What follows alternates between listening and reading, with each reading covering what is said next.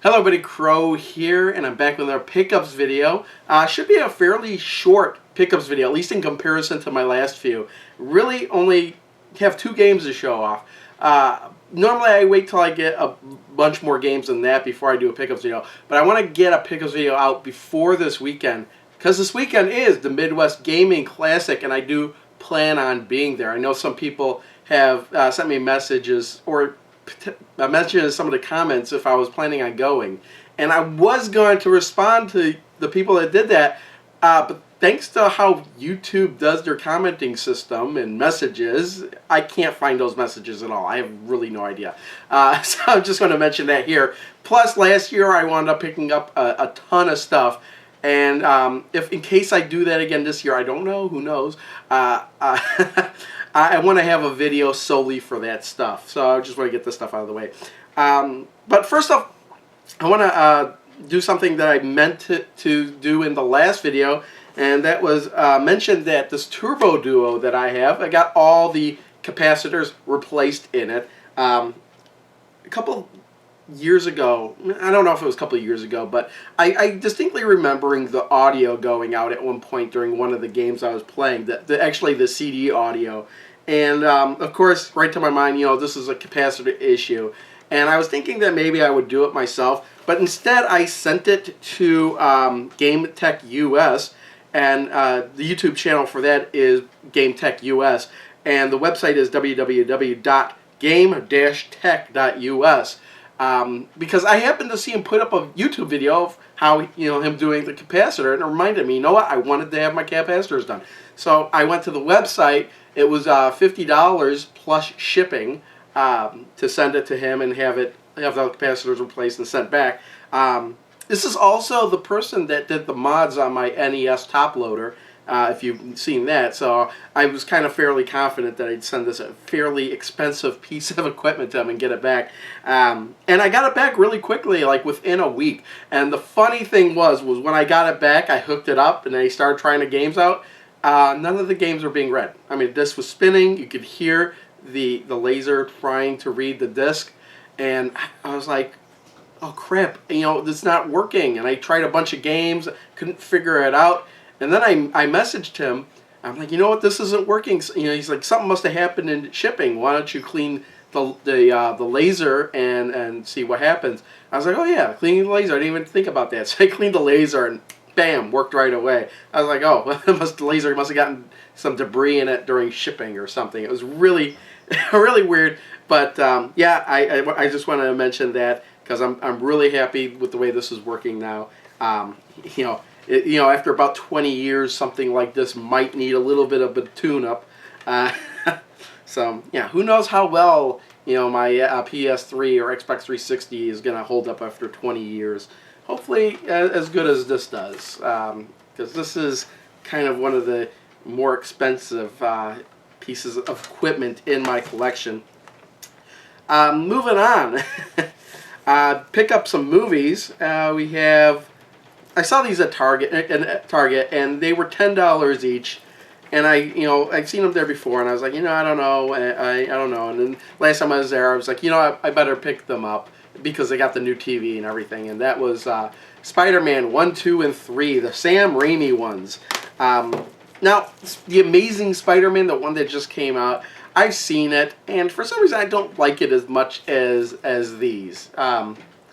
Maybe it's better than 3, but I just like the Sam Raimi films, and I really don't understand why they felt the need to reboot the whole series, in less than 10 years after this one came out. In fact, when did this come out? It was like 2008, wasn't it? Yeah, it's really crappy. I can't seem to find what year this was made on the box. In fact, these are kind of weird boxes. They're kind of generic-ish, but I figured they'd be good to have on Blu-ray. So yeah, I picked those up. And finally, for the games, one of the games I kind of mentioned in my last pickup video, I wasn't expecting it till like the end of March because that's when it said the expected delivery date was on Amazon. However, I got it like 2 days after my last pickups video. That game is Mushihime Same Futari. Now, I've been saying it. It took me a long time to figure out how to say this game. Mushihime Sama Futari. And it's actually thanks to Classic Game Room that I even found out about this game. I saw his episode on this. It's a bullet hell shooter by Cave. And, yeah, hello. And it looked awesome. And it was, you know, I looked on Amazon and I saw somebody selling it for $40 on Amazon, brand new. And it's a Japanese game, but it's region free. It plays on my American Xbox 360. So, you know, I waited a couple days and then I looked again. It's like, do I really want this game? And then I looked up more gameplay footage and saw, you know, dinosaurs shooting shooting fire and shooting lasers out of their eyes. I was like, oh yeah, I gotta have this game. And now, as far as I understand, there's like 2 characters to choose from. They each have different styles of shooting, but they also have different types of shot. There's one more of a weaker spread shot, and then there's another that's kind of a more concentrated straight shot that doesn't cover as much distance. So you can kind of switch between the two, and of course you get the bombs. But it's pretty straightforward from there. It's not as complicated as something as Ikaruga or even Aikai Katana that I picked up in my last video. So awesome game. Glad I picked that up. And this other game, my wife was looking in the ads, and it's weird because she never really looks in the ads from the paper.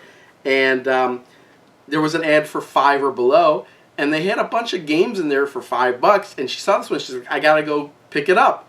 And she went and picked up Metroid Other M because, well, we didn't have it. Now, I heard a lot of naysaying about this game. I haven't really played a Metroid game since Super Metroid, if you could believe it. So I have Metroid Trilogy, or Metroid Prime Trilogy, but I still have not played that yet.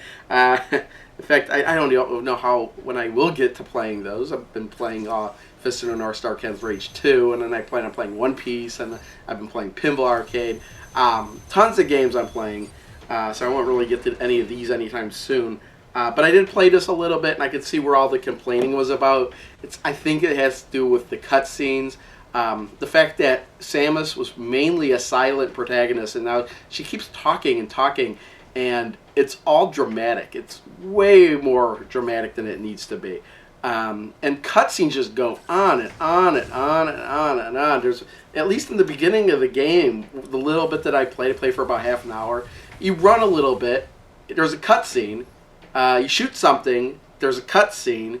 You run a little bit, there's a cutscene, and and then there was like a 10-minute long cutscene with Samus and her past and her emotions and her feelings. And I just don't think that the kind of people or the gamers that would be into Metroid are into that kind of melodramatic nonsense. So yeah, otherwise the gameplay wasn't that bad, but then again, I haven't really played any of the newer Metroids, so take that as you will, whatever. So that's it, actually.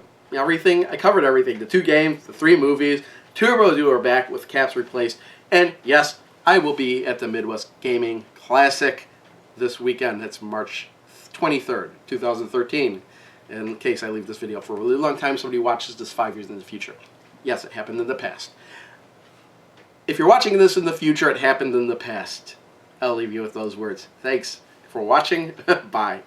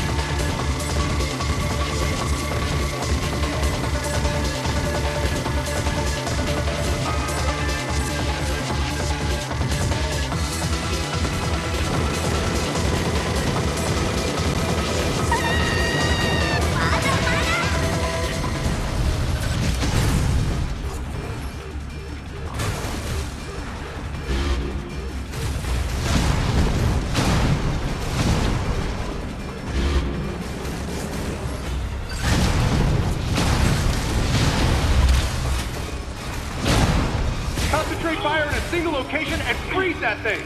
And Samus, you attack the frozen spot.